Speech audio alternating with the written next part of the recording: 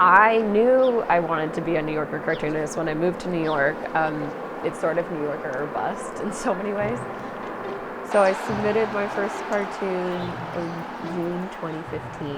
I did that for a year, and it's a lot of rejection. I felt horrible about myself sometimes, but then I'd be like, oh man, this is funny. First cartoon I sold, it's actually a sad cartoon. It's called Shipping and Handling My Emotions, and it's like just a bunch of sad packages.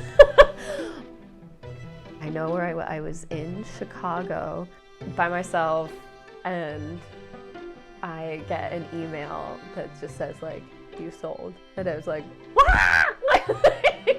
you know, and then I'm alone, like in a hotel in a town that I don't live in, but I just found out that I sold a New Yorker cartoon. And oh my God, I was ecstatic. It does feel, it was like, oh my God, my life just changed. These are their stories.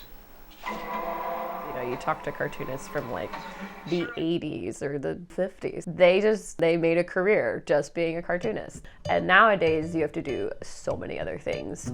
Honestly, being a cartoonist is just like basically just running your own business. So I illustrate books as well. I write TV scripts. You know, I do advertisement work to live events. You have so many different clients from week to week, and I have no idea what my month will ever look like. Whether I think I'm gonna spend all this time on my book, a client calls me and they want an animation and they want it done as soon as possible. And you're like, oh my God, okay, so now I'm dropping that, I'm moving on to this project and Basecamp working on like something long-term, but you have to take all your short-term gigs as they come and they're unpredictable.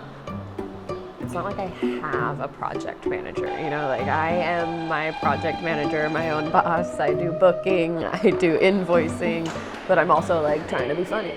Like I'm trying to think of new ideas. How many editors am I talking to right now? I hope I'm up to date on my website and on my Etsy shop. What I used to do with like trying to organize all my ideas, concepts, sketches, little tiny jokes, everything's on like a ripped piece of paper or a 3x5 or a back of a napkin, or it's somewhere in my hundreds of notebooks and I'm like scouring through like, I think I had a thought November 2017, like, and I'm like, where is the notebook, you know? The great thing that I've like figured out with Basecamp is that I can like actually organize the 10 projects I have open on a daily basis.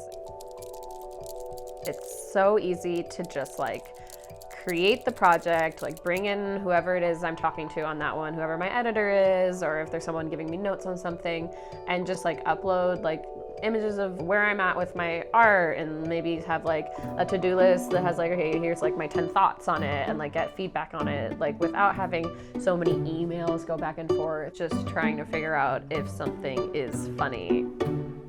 Humor is subjective, right? So it's like, it depends on who you're writing for. And the good thing about Basecamp is like, I can share the work and find out if it's reading.